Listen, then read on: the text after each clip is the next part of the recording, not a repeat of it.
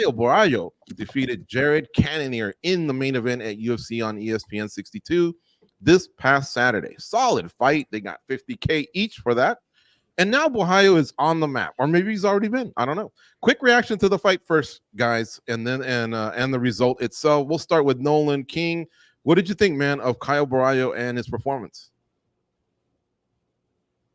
It was a great fight. I mean, he leveled up. He put himself in the conversation. At 185 pounds. Great action fight. I don't think you could ask for much more there from these two guys. I think it was kind of weird, right? It was thrown together seemingly somewhat last second. We heard about this like 3 weeks ago. And for this to come together, one of the better Apex main events we've seen, and the action was fantastic as well.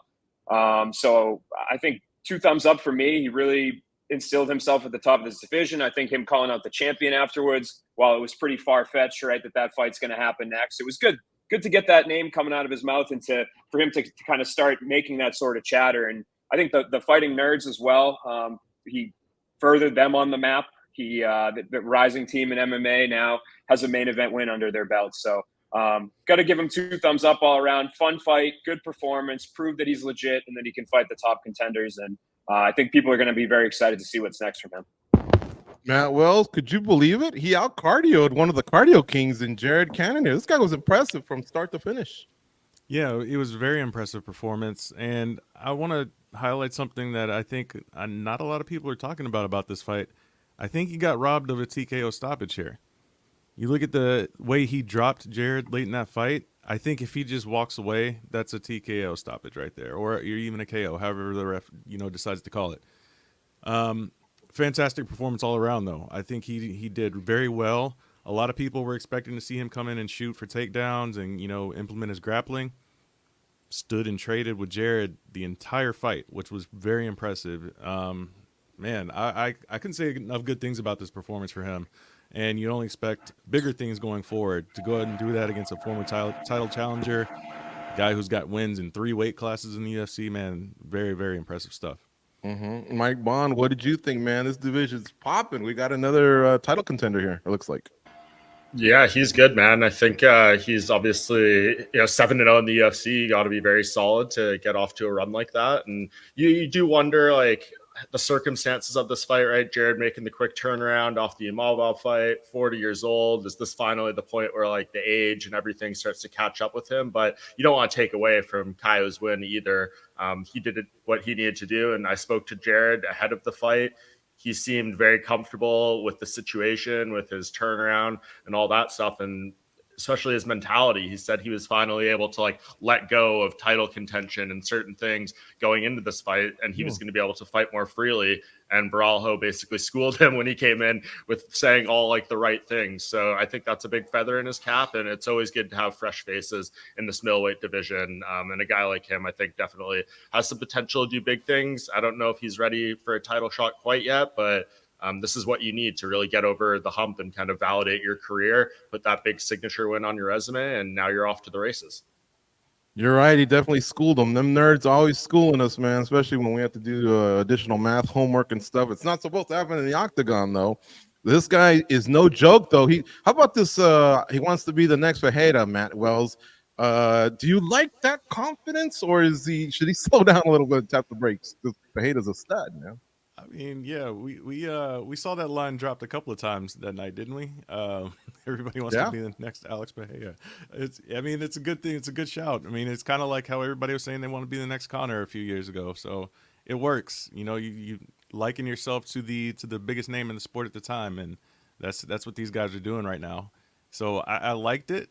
I don't know if it's an accurate comparison, but sure, it works.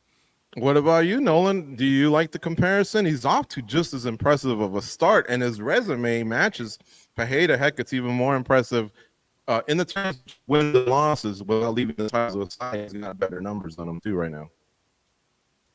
Yeah, I mean, I don't really understand the comparison totally. I think Kyle's shown to fight various different ways and kind of go out there and at times do what's intelligent to do to get the victory. Like this was the first one where I think he kind of went out there and just kind of banged, right? Not that he's not had good fights before. We saw him knock out Paul Craig. We've seen him have some fun fights. But I felt like this was one where he just kind of engaged in the mayhem over a longer span than just the finish. So I think, he's trying to explode on the scene. He's a personality. He's Brazilian. He gets knockouts. So there are some similarities, but I think you kind of setting the bar a little high there, and just stylistically and impact wise, like there's no storyline with Izzy, something like that early on in his career. So Yeah. I appreciate that that's what that a lot of fighters are gunning for, to be the next Alex Pereira. But I do think you set yourself up there for a little bit of not necessarily failure, but if you're standing next to the hottest star in MMA, no matter how good you are, you're not necessarily going to look like you live up to that sort of expectation. Mm-hmm. Mike, before we start anointing someone as a championship fighter, they got to tick a few boxes. Now this guy went a full 5 rounds. Now this guy took out a former title challenger. So he ticked a couple there, right? Impressed all of us. But what's really his road to the title? If you had to break it down, you're excellent at this, at those pieces that you do after the big shows. Because remember, it looks like Strickland next.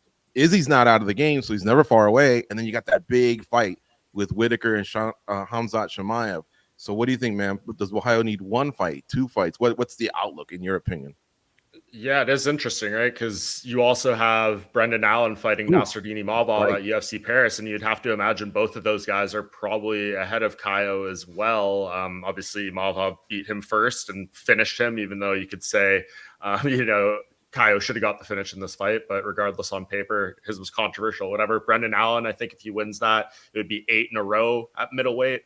7 or 8 in a row overall, 7 in a row at middleweight. So he's getting a nice resume. It's tough to imagine him like jumping over. So maybe he fights like the winner of that fight in Paris, the loser maybe of Whitaker and Khamzat could be an option as well. I can't imagine Israel Adesanya fighting a guy like this. I mean, maybe someone else feels differently, but you'd think that would be the appropriate next step, right? Like, is he 1-3 in the past 4? Back-to-back losses? Like, this is how you prove yourself that you're still relevant, can still be that big guy in the division. But is he willing to do something like that, or is he going to pursue like bigger names, money fights? But if you're Adesanya and you want to show like I can be a contender here, Caio Borralho is the type of guy you should be fighting. I just can't necessarily see that happening. So his path isn't super clear here. I think his best bet, even though he has that nasty cut under his eye and took some damage in there, keep ready, man. Like, one of these guys falls out of one of these fights, Khamzat doesn't make it to the fight again, you want to be there so they can call you and step into that situation. I think that's probably his best path forward, and just being ready and having the opportunity in front of you. And if you can pounce on one of those, you're going to be in a really good spot. Yeah, for sure. And who knows what you hear with so many channels out there in terms of what's happening with Khamzat Chimaev. I really want to see the fight with him versus Whitaker. But Nolan, I want to go back to you because you and Abby Subham did an interesting project, a nice piece on the Fighting Nerds. This is pretty much their captain. He kind of started things here. Caio Borralho did. What an impact these guys have had. Oh, first of all, congrats. Great piece. And talk about the impact these guys have had on the scene, in general, and including obviously Borralho. Yeah, I think that performance on Saturday is what makes them known. Will get them known to people that are maybe more casual fans, right? But those of us who have been following MMA, pretty hardcore in recent years, and particularly the most recent year, have seen the emergence of the Fighting Nerds. You hear it on the broadcast, you hear that name, and it kind of grips you a little bit, right? It's like, oh, in a world full of pit bulls and Warrior Gym and whatever else, like, to kind of use a name like that, it's great branding. I mean, first and foremost. And Pablo Supira, I believe his last name is. My Portuguese isn't great, but he has done an excellent job with that team. He was a former Thai champion, a boxing champion, and he has a marketing background, so that's where the Fighting Nerds came from. But they've done a great job. He's kind of handled the striking, he's the headest coach of them all. And then you got Flavio Alvaro and Wagner Moda as well, who Alvaro is a very well-established pro kind of combat sports athlete in all different disciplines. Like, he did MMA, he did bare knuckle fights. Like, he was a very established guy on the regional scene in Brazil. So he kind of came in as the MMA coach. And then you got Wagner Moda, who used to work with Damian Maia in the grappling department. So they've really figured out the chemistry, no pun intended, behind making a great team. I mean, they have Caio Borralho, who is 7-0 now in the UFC. John Silva is 3-0. Carlos Pratt's 3-0. Mauricio Hufi's 1-0. And then they also brought in Bruno Brazil, who just had a win over Molly McCann, and Thiago Moises, who's a vet. And they have a whole host of other fighters that are kind of waiting to get in. So really excellent job. Their success rate, their win rate in the UFC is fantastic right now. It's been a huge year. So maybe they're not as established, maybe they're newer, but I think certainly they should be in some sort of conversation for team of the year, gym of the year, if this keeps up by the end of 2024, because they are on fire. They're interesting. They all have different personalities. And the thing is, to be honest with you, like, there's not a whole ton of similarities between these fighters. Like, sure, there's some things that are the same, but there's a lot of variance between their styles as well. So I think Pablo and the rest of the team has done a really excellent job of game planning and really kind of molding and crafting each individual fight preparation around their own fighters' abilities and as well as what the opponent is going to show. So really, really good job of bursting on the scene by these guys. Yeah, and then again, a big shout out to you, Abby Subhan. That's Kamikaze, who does our cool graphic arts for thumbnails on Spinning Back Clique. A lot of you often ask about that. Go check it out, folks. It's still obviously live on the site. You just got to do a little bit of scrolling, and obviously the YouTube channel. Always telling you about it. Subscribe, you get great content. Kind of gives me vibes of City Kickboxing back in 2018, 2019. The way these guys are making that splash, and they got their figurehead leading the way in Borralho, another middleweight. So we'll see what happens with that. Now, this card, UFC on ESPN 62, on ESPN 62, it had, the tough finale, right? And it seemed like it had some other talent that just made a big splash. So let's go around, man. Who impressed you guys from that card aside from the main event? Mike Bond, back to you. I think it's got to be Michael Morales, right? Like he passed the Neil Magny test, which we've seen so many times before. Some of these guys flop and they're not ready for it, and some of these guys shine and they're able to really break through and show that they are a contender on the rise. And to win that way, to stay undefeated, I'm pretty excited by what this guy is capable of doing in the welterweight division.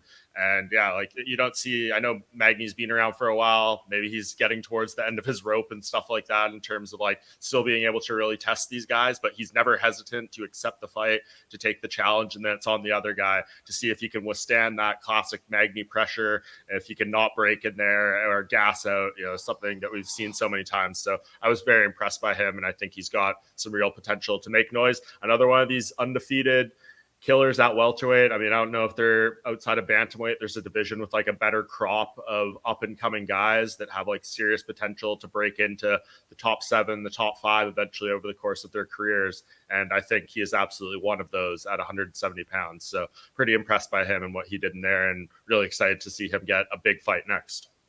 Yeah, you beat Neil Magny, but you don't finish Neil Magny. He was impressive, and I'm glad you called him a killer on the podcast. That kept calling him a prospect. I'm like, he's 17-0. What prospect, man? This guy's a legit welterweight. Matt Wells, how about you, man? Who made you ooh and ah on Saturday night? I mean, I was very impressed with Michael Morales as well, but I will go one division higher. Let's talk a little bit about GM3 and how this guy just is never out of fights, man. You can never count this dude out. He has a few losses in the UFC, but when he wins, he stops people. And he broke Anderson Silva's record. He was already tied with him, in the division for the most stoppage victories. But now he passed him. And anytime you pass Anderson Silva, that's a pretty big moment in my book. So shout out to GM3 for overcoming, very scary moments in that fight. We thought he was done. We thought Edmund was going to, get back on track. There's a lot to be said about him as well. But GM3's heart, man, you can never count that dude out. He's just so resilient. And once again, like I said, if he's going to win a fight, he's going to stop you. And there's just impressive stuff from him. It's got to suck to get submitted by someone with an 80s porno stash. But yeah, GM3 is legit, man. No joke. That was beautiful execution after he got the takedown all the way to the arm triangle. Nolan King, how about you? Who caught your eye? Excuse me. Yeah, I got to say, starting off the night, Kong Wong looked fantastic. I mean, talk about a debut from even before she fought. Her debut was going well. To the face paint, the dressed like the Joker at the weigh-ins, kind of breaking out her English to trash talk a little bit. Some of the pre-fight promos that have run through social media from different artistic sort of shoots she's done in the past with the Joker stuff was great. So to go out there, to have all that, she's got a lot going for her, right? Maybe from an I wouldn't say underrepresented because there's a champion, but it's a growing market, I think, for MMA fighters in Asia as well. So for her to come in first fight of the night and just get a 62-second one-punch knockout, and then have a little bit of spice on the mic as well. She's got a big personality. We saw that shine through even in her post-fight interview in the backstage with Kenny and the rest of the reporters, like mentioning Valentina's name. Like, she's doing all the right things. They have this Macau event coming up in November. It just seems like that she's somebody that, if they continue to play their cards right, is going to be somebody that's a star in that division, and particularly that market as well. So I'm really excited to see her back. I'm assuming it's going to be November 23rd on that Macau card, because I think she's 32 as well, and she's got a lot of experience. So I think she's somebody that they can give that fast track to and not feel like they're being detrimental to her career as well. Just a very interesting fighter has emerged in this division. Nolan, do you like the Joker nickname, or did she miss the boat? How about Queen Kong? I like the Joker. It was interesting too. Like, I assumed because she dressed up like the Batman villain that's why she did it. But she was explaining that it was meant to be a Joker, like the traded, like the playing card was what her name was based off of. So she's legit, man. I like it. It's quite unique, a splash. man. Yeah, quite a splash. Yeah, I can't hate on that. So I like Myron. She's more of a Jack Hermanson than a Marcus Perez type of Joker, is what you're saying. Exactly. That's true. I like Myron Santos, man. This guy is money. He just seems like the game is happening in slow motion. The way he's so accurate, he's so calm, poised. I just love it. And, the emotion he showed, you can tell how much this means to him. But everything he did, all of his techniques just were like very, very calculated. He looked like he's almost a few years more advanced than where he really is. But I can just tell this guy loves MMA. He's going to continue to get better. He's got a high ceiling. Great coach with Eric Nixick, to guide him. So I really like it. And, sometimes I'm crapping on the Ultimate Fighter, but man, they got themselves a couple good fighters out of this season. I can honestly say the season was a success, and now they got the coaches fight coming up. So that's good. We saw the last season, the coaches fight still hasn't come up, but this one is going to happen. Knock on wood. We'll see what happens. But yeah, Myron Santos is legit.